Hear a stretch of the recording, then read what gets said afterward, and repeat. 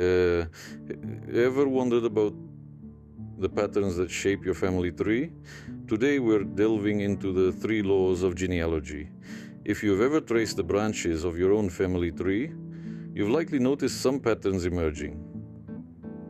These patterns aren't random, in fact, they're guided by three fundamental laws: the law of generations, the law of exponential growth, and the law of diminishing ancestors. Each law provides a unique lens through which to view and understand the complex web of our ancestry. Let's briefly touch upon each one. First up is the law of generations. This law posits that a century typically encompasses about 3 generations, while life expectancy has varied throughout history. On average, you can expect to find 3 generations within each 100-year span. This means that if you were to travel back in time 200 years, you would likely encounter 6 generations of your ancestors. Next, we have the law of exponential growth. This law suggests that the number of ancestors you have doubles with each passing generation. This is because each of us has 2 parents, who each have 2 parents, and so on. Despite fluctuations in population size over time, the number of ancestors increases exponentially the further back we go. Finally, we come to the law of diminishing ancestors. This might seem contradictory to the law of exponential growth, but it's not.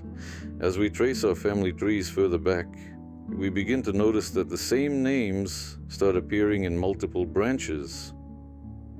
This is due to the phenomenon of pedigree collapse, where distant cousins marry and have children, reducing the actual number of unique ancestors.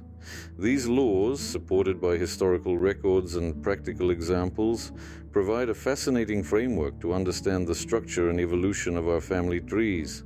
They take the seemingly complex task of tracing our ancestry and distill it into patterns that are easier to understand and explore. So now that we've set the stage, let's start with the first law, the law of generations. The law of generations suggests that each century typically spans 3 generations. This principle is fascinating, isn't it? But what does it really mean? Well, simply put, it's a theory that helps us understand the passage of time in our ancestral history.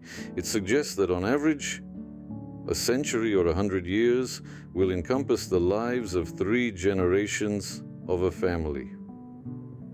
Now, you might be wondering, how did we arrive at this? Let's delve into the historical evidence that supports this law. The concept of 3 generations per century is based on the average life expectancy and childbearing ages across different periods in history. For instance, if we journey back to the Middle Ages, we find that life expectancy was considerably lower than today, often around the mid-30s. However, this doesn't mean people didn't live into their 60s or 70s. It's just that high infant mortality rates significantly dragged down the average. During these times, women often began having children in their late teens or early 20s and continued until their mid-30s. This means that a new generation was introduced approximately every 30 years or so, giving us 3 generations in a century. This pattern isn't just confined to one region or culture. If we hop across the globe to Asia, for example, we see similar trends. In Japan, during the Edo period, it was common for women to start families in their late teens and continue into their 30s. This again introduces a new generation roughly every 30 years. But remember, these are averages. In reality, generations can overlap, and childbearing years can span a wider or narrower range. Yet, despite these variances, the law of generations holds strong as a general pattern observed across diverse cultures and historical periods. Now, fast forward to the present day. We see that life expectancy has significantly increased, and the age at which people have children has also shifted. This might lead us to think that the law of generations no longer applies, but remember, it's a general framework, not a hard and fast rule. In fact, if we look closely, we'll find that even today, the generation time, the average time between a mother's first offspring and her daughter's first offspring, still hovers around 25 to 30 years. This is despite the fact that people may live well into their 80s or 90s and have children later in life. So, while the circumstances of life have evolved, the rhythm of generations continues to echo the pattern outlined in the law of generations. It's a testament to the enduring nature of this law that it remains relevant even in our modern world. This law provides a general framework for understanding the passage of time in our family histories. It's like a timekeeper, helping us to navigate the intricate timelines of our ancestors' lives. And as we explore the other laws of genealogy, we'll see how this understanding can enrich our search for our roots. Next, we have the law of exponential growth, which states that the number of ancestors doubles with each generation. Let's break down this law with a simple example. Start with yourself. You have 2 biological parents, right? Now each of your parents also has 2 parents, which gives you 4 grandparents. Continue this pattern and you have 8 great-grandparents, 16 great-great-grandparents, and so forth. It's like a family tree that keeps branching out. The number of ancestors you have doubles with each generation you go back. To put this into perspective, let's do some quick math.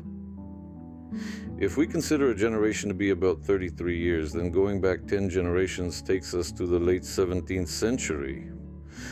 According to the law of exponential growth, you would have over 1,000 ancestors from just that time. Go back 20 generations to the 13th century, and suddenly you're looking at over 1 million ancestors. However, it's important to remember that this model is a mathematical ideal. It assumes that all of your ancestors are unique individuals, which is not always the case. The law of exponential growth also works under the presumption that every person has 2 biological parents who themselves are unrelated. This is a simplification of the complex web of relationships that make up actual family trees. Historical factors can also influence the law of exponential growth. For instance, societal norms around family size, marriage, and reproduction can affect the number of ancestors one might have. In societies where large families were common, one might have more direct ancestors. Conversely, in societies where smaller families were the norm, or where many individuals did not have children, the number of direct ancestors might be less.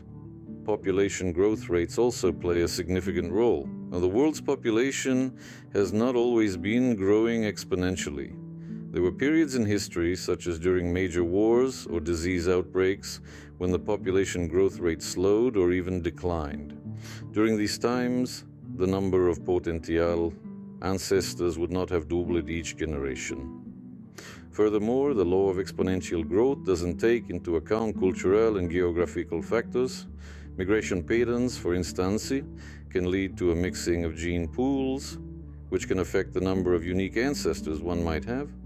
Similarly, in isolated or insular communities, the number of potential mates and thus potential ancestors would be limited. Despite these nuances, the law of exponential growth provides a fascinating framework for understanding the vast web of relationships that make up our ancestral past. It reminds us that we are the product of countless generations, each with their own stories, experiences, and contributions to our genetic makeup. In the grand scheme of things, it's a humbling thought. Each of us is a tiny branch in an immense family tree that extends far back into history. Our existence is the result of a series of choices and circumstances that have unfolded over centuries, even millennia.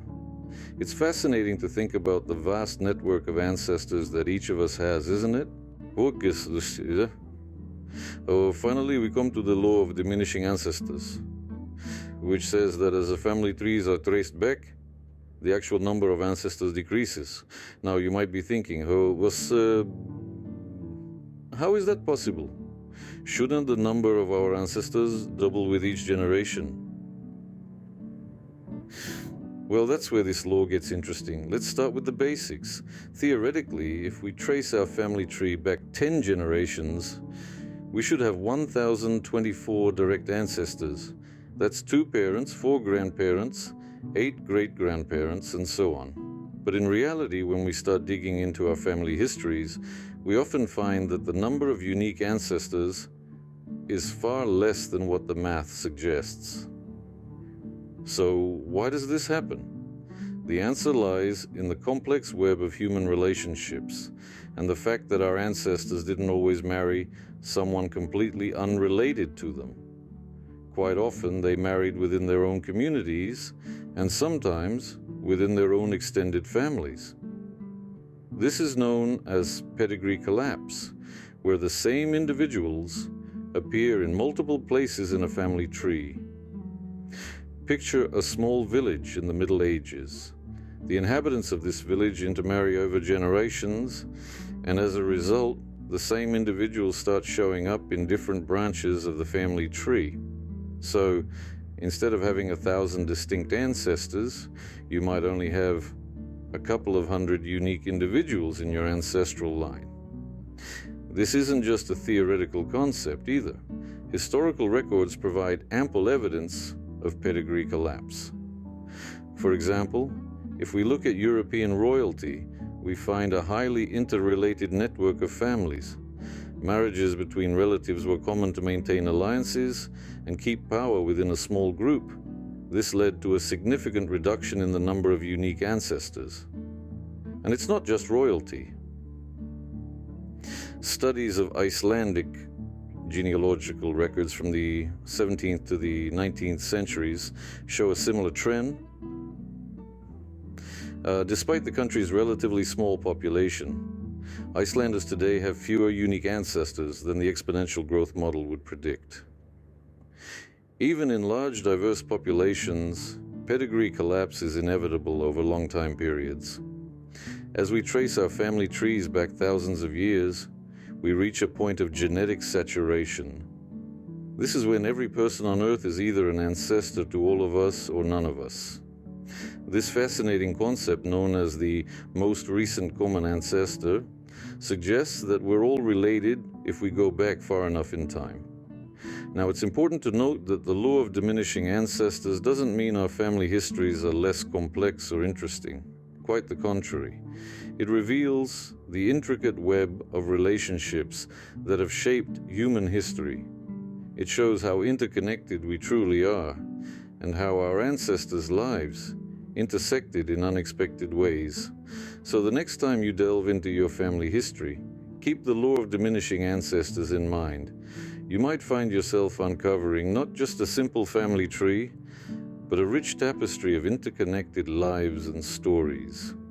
This law reminds us that our family trees are more interconnected than we might think. Now that we've explored the 3 laws of genealogy, let's summarize their significance. The first law, the law of generations, suggests that each century typically encompasses about 3 generations. This understanding provides a useful framework for tracing our family histories, or it allows us to set realistic expectations about the number of generations we can expect to discover within a given time frame. However, remember that this is an average. Life expectancy has fluctuated throughout history, which can impact the number of generations in a century. Next, we have the law of exponential growth. This law highlights how the number of our ancestors doubles with each generation, at least in theory. So, if you go back 2 generations, you have 4 grandparents. 3 generations back, you have 8 great-grandparents.